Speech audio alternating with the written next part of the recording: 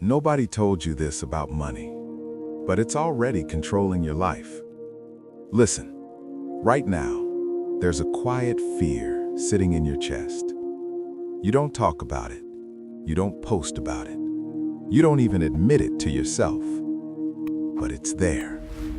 It shows up when you check your bank account, when you see prices going up, when you think about the future and feel blank. Nobody warned you that money wouldn't just be a tool. It would become a mirror.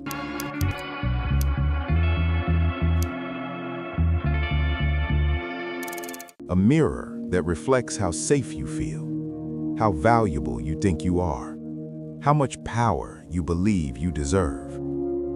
From the moment you were a kid, money entered your life like a shadow. You didn't invite it. It just showed up. You heard your parents argue in low voices late at night.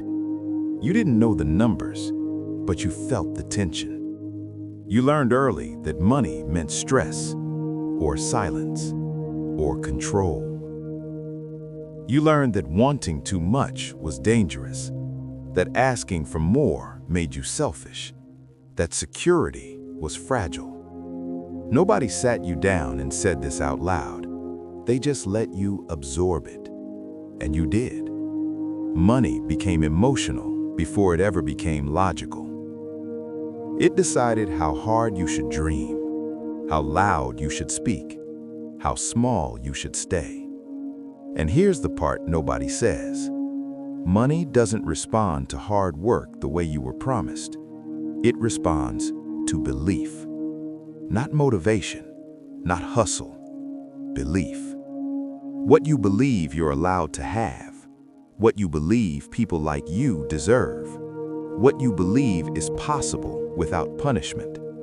Because deep down, you're not chasing money, you're chasing relief. Relief from anxiety, relief from comparison, relief from feeling behind while everyone else looks like they figured it out. But money has a cruel trick. The more you chase it for safety, the more it makes you feel unsafe. You tell yourself, once I have enough, I'll relax. Enough never arrives. The number moves, the fear stays. Nobody warned you that money grows best in silence. Not the loud silence of luxury, the quiet silence of confidence. The kind of confidence that doesn't need to prove anything. But you were taught to prove. Prove your worth, prove your intelligence, prove you're not lazy, prove you deserve to be here. So you work harder, longer, faster, and still feel replaceable. Here's a secret that feels uncomfortable to hear. Most people are not broke because they're stupid. They're broke because they were conditioned to obey. Obey clocks, obey rules, obey fear. You were taught to trade your time for safety. But time never gives safety. It only gives exhaustion. And nobody told you that the system you trust doesn't need you to be rich. It needs you predictable. Predictable workers, predictable spenders, predictable dreamers. Dream just enough to keep going, not enough to break free. That's why this feels heavy. Because part of you already knows. You feel it when you scroll, when you see someone younger doing better, when you wonder if you missed something important. You didn't miss it. It was never explained. Money doesn't reward effort. It rewards positioning. Where you stand, who you listen to, what you believe is normal. And right now, your beliefs might be working against you. Not because you're weak, but because nobody told you the truth. They told you money was numbers. It's not. It's identity. It's fear wearing a suit. It's hope disguised as paper. It's control pretending to be freedom. And once money touches your emotions, it stays there.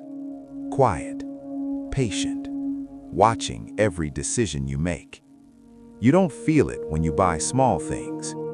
You feel it when you hesitate. When you say, maybe later. When you say, I'm not ready. When you say, people like me don't do that. That sentence alone has cost you more than you realize. And this is where it gets dangerous. Because the longer you ignore this, the more money becomes something that happens to you instead of something you direct. You wake up, you work, you spend, you repeat. Years pass, and one day, you realize you built a life around avoiding risk, but still ended up trapped. That's the part nobody told you. Money doesn't trap you with greed. It traps you with fear. And fear feels responsible. Fear feels mature. Fear feels safe until it isn't. And when that moment comes, when you realize safety was an illusion, you'll wish someone had whispered this to you earlier. Nobody told you that money listens to your childhood more than your effort. It listens to the stories you absorbed before you ever earned your first dollar. The moments when adults said things like, "We can't afford that. Money doesn't grow on trees. Be realistic." Those words didn't disappear. They settled. They became rules you live by without realizing it. Rules like, don't want too much, don't stand out, don't risk embarrassment, don't fail publicly. And money obeys those rules perfectly. Because money doesn't enter lives that feel closed. It flows where there's permission. Permission to want more. Permission to be seen. Permission to be misunderstood. But permission is scary. It means if you fail, you can't blame the system anymore. You can't hide behind, "That's just how things are." So most people never give themselves permission. They stay in familiar pain, a job they hate but understand, a paycheck that barely covers peace, a future that feels smaller every year. And they call it stability. Here's the harsh truth. Stability is often just fear with better branding. Nobody told you that money is attracted to movement, not physical movement, internal movement. The moment you stop seeing yourself as someone waiting to be chosen and start seeing yourself as someone who chooses, that shift scares people.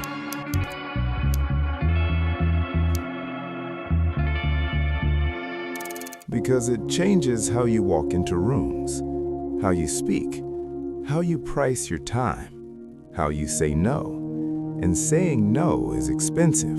You lose approval, you lose familiarity, you lose the comfort of blending in, but you gain something else: space. Space for money to breathe. Most people suffocate money before it arrives. They plan for failure. They apologize for wanting. They ask for permission from people who never built what they want, and then they wonder why nothing changes. Nobody told you that money doesn't respect potential. It respects decisions. Decisions feel final, heavy, lonely. That's why people avoid them. They stay thinking about it, researching, waiting for the right time. Time passes. Money moves towards someone else, because while you're waiting to feel ready, someone else is moving while scared, and money follows courage more than intelligence. That's uncomfortable to hear, because it means you might already know enough. It means the gap isn't information, it's identity, who you think you are allowed to become. You've probably noticed this. Some people fail over and over and still somehow end up wealthy, not because they're lucky, because failure didn't change how they saw themselves. They didn't internalize it. They didn't turn mistakes into personality traits.